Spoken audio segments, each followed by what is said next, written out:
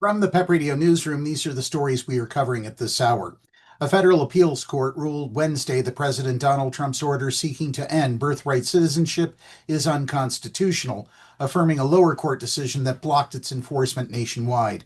The ruling from a three-judge panel of the Ninth U.S. Circuit Court of Appeals comes after Trump's plan was also blocked by a federal judge in New Hampshire. It brings the issue one step closer to coming back quickly before the U.S. Supreme Court. The Ninth Circuit decision keeps a block on the Trump administration enforcing the order that would deny citizenship to children born to people who are in the United States illegally or temporarily. The district court correctly concluded that the executive order's proposed interpretation denying citizenship to many persons born in the United States is unconstitutional. We fully agree, the majority wrote. The 2-1 ruling keeps in place a decision from U.S. District Judge John C. Kogenauer in Seattle, who blocked Trump's effort to end birthright citizenship and decried what he described as the administration's attempt to ignore the Constitution for political gain. The White House and Justice Department did not immediately respond to messages seeking comment. The Supreme Court has since restricted the power of lower court judges to issue orders that affect the whole country, known as nationwide injunctions.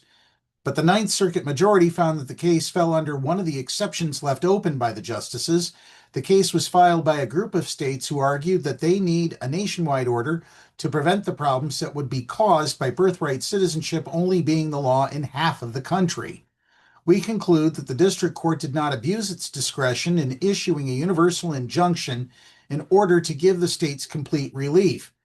Judge Michael Hawkins and Ronald Gould, both appointed by President Bill Clinton, wrote.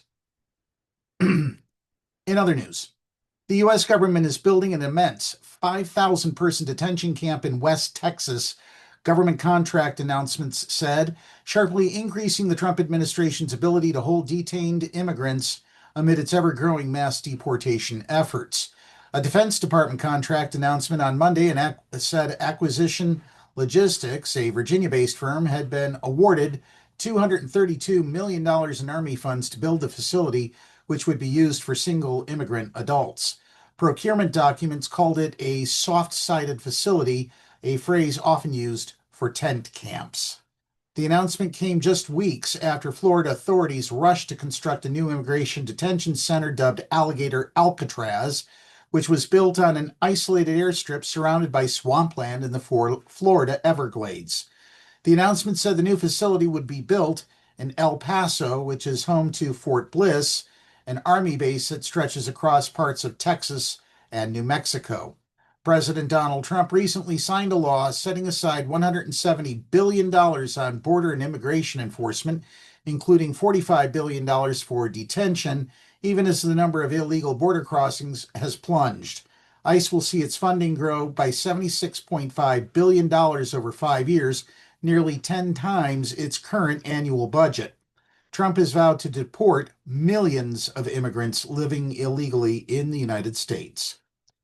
And finally, a federal judge in Maryland has prohibited the Trump administration from taking Kilmar Abrego Garcia into immediate immigration custody if he's released from jail in Tennessee while awaiting trial on human smuggling charges, according to an order issued Wednesday.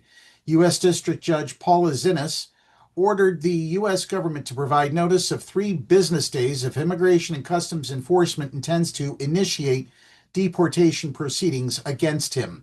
The judge also ordered the government to restore the federal supervision that Abrego Garcia was under before he was wrongfully deported to his native El Salvador in March. That supervision had allowed Abrego Garcia to live and work in Maryland for years while he periodically checked in with ICE. Defendants have done little to assure the court that, absent intervention, Abrego Garcia's due process rights will be protected, Zinnes wrote in her order. That's the news at this hour. If you are watching our videos on YouTube, please drop a comment and be sure to subscribe to our channel. PEP Radio is now available on Alexa. Simply tell your device, Alexa, play PEP Radio. Up next, we have the Meadville area weather forecast here on PEP Radio.